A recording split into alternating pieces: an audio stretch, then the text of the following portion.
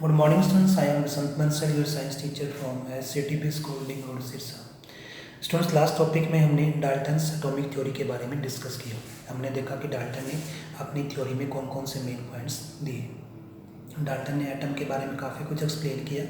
उन्होंने modern chemistry का foundation तैयार किया, बट उनकी जो थ्योरी थी उनकी कुछ कमियाँ रहेगी।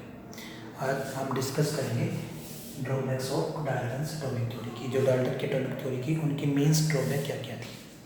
फर्स्ट ड्रॉबैक है वो ये है कि डाल्टन ने कहा कि एटम क्या होता है, इंडिविजुअल होता है। According to Dalton atom is individual. उन्होंने कहा कि एटम क्या होता है, स्मॉलेस्ट पार्टिकल होता है जिसको हम डिवाइड नहीं कर सकते। एटम क्या होता है, इंडिविजुअल होता है। बट हम जानते हैं कि एटम इंडिविजुअल नहीं होता।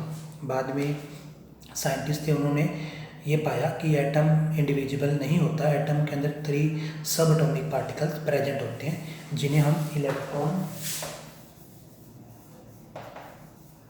Proton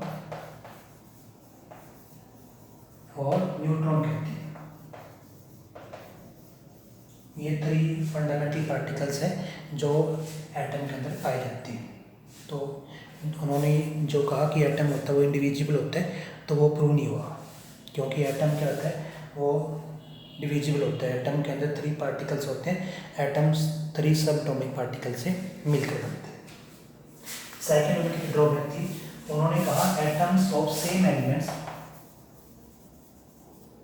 atoms of same element are same. उन्होंने कहा कि एक एलिमेंट्स के जितने भी एटम्स होंगे वो सारे क्या होंगे, सेम होंगे, साइज के अंदर, मास के अंदर, केमिकल प्रॉपर्टी के अंदर। बट हम जानते हैं कि जो आइसोटोप्स होते हैं वो क्या होते हैं, सेम एलिमेंट्स के एटम होते हैं, बट उनका जो मास नंबर होता है वो क्या होता है, डिफरेंट होते हैं। क्या होते हैं आइसोटोप?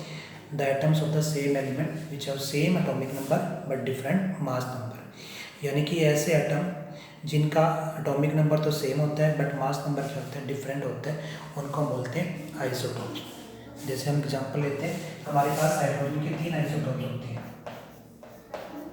1 1 1 2 एंड 1 3।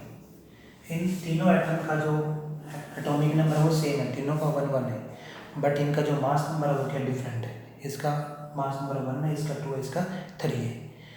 डाल्टन ने ये कहा कि एक एलिमेंट के जितने भी एटम्स होंगे उनका मास नंबर सेम होगा, बट हम यहाँ देख रहे हैं कि एक एलिमेंट के 3 एटम्स हैं, उन तीनों का मास नंबर क्या है, डिफरेंट है। इसी प्रकार सेकंड एग्जाम्पल हमारे पास क्लोरीन है, इसके भी 2 आइसोटोप्स होते हैं।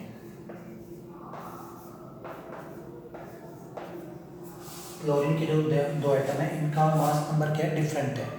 एक का 35 है, दूसरे का 37 है, मीन्स दोनों का जो मास नंबर है वो डिफरेंट है। तो इस प्रकार उनकी जो पॉइंट था कि atoms of the same element have same mass number, वो क्या हुआ, प्रूव नहीं हुआ, मतलब वो सही नहीं है। तो इसकी सेकंड कमी थी।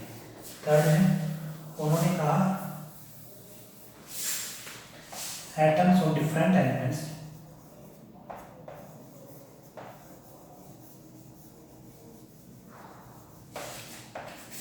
atoms of different element are different।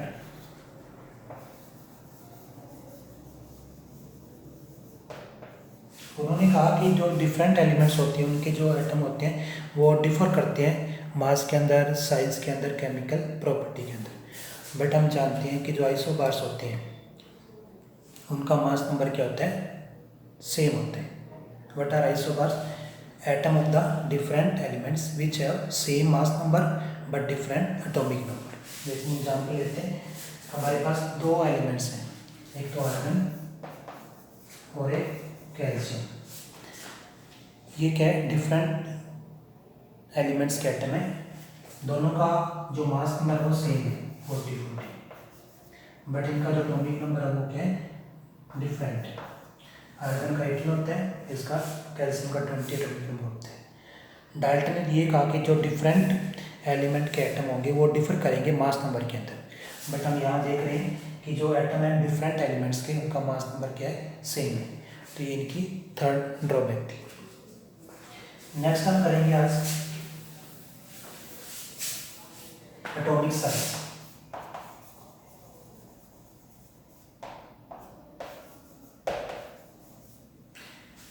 Atomic size के बारे में हम जानेंगे। जो एटॉमिक साइज होता है उसको हम एटॉमिक रेडियस के द्वारा इंडिकेट करते हैं। एटॉमिक रेडियस,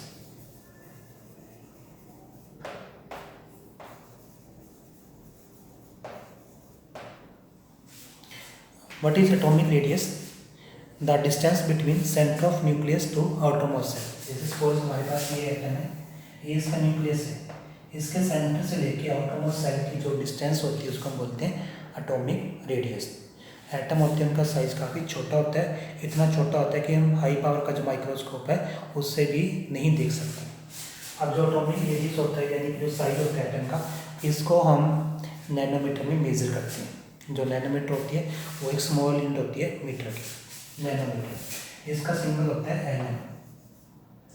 जो 1 नैनोमीटर होता है वो 10 की पावर 1/10⁹ मीटर की इक्वल होता है। या हम कह सकते हैं 1 × 10⁹ मीटर। यानी कि जो नैनोमीटर होती है वो मीटर की काफ़ी स्मॉल यूनिट होती है। जितने भी हमारे एटम्स हैं उनमें से जो हाइड्रोजन का एटम होता है वो स्मॉलेस्ट एटम होता है। हाइड्रोजन के जो एटम का साइज होता है वो 0.037 नैनोमीटर। ये हाइड्रोजन का एटम है उसका साइज कितना है? 0.037 नैनोमीटर। अगर इसको मीटर में एक्सप्रेस करें तो 0.037 × 10⁹ मीटर। इतना छोटा है कि इसको हम हाई पावर माइक्रोस्कोप से भी ऑब्जर्व नहीं कर सकते। इसी प्रकार आपकी जो बुक है उसमें डिफरेंट टाइप के जो एटम है उनका साइज़ है वो बताया गया है कि किस एटम का साइज़ कितना होता है। तो स्टूडेंट्स, आज हमने डाल्टन जो एटॉमिक थ्योरी थी उसके मेन जो ड्रॉबैक थी उसके बारे में डिस्कस किया, और जो एटॉमिक साइज वो क्या होता है, उसको हम कैसे मेजर करते हैं, उसके लिए कौन सी यूनिट यूज़ करते हैं, उसके बारे में डिस्कस किया। नेक्स्ट जो टॉपिक होगा उसमें हम सिंबल्स ऑफ एलिमेंट है उसके बारे में डिस्कस करेंगे कि एलिमेंट का हम क्या सिंबल देते हैं, सिंबल क्या होते हैं और किस एलिमेंट का हम क्या सिंबल देते हैं। Thank you.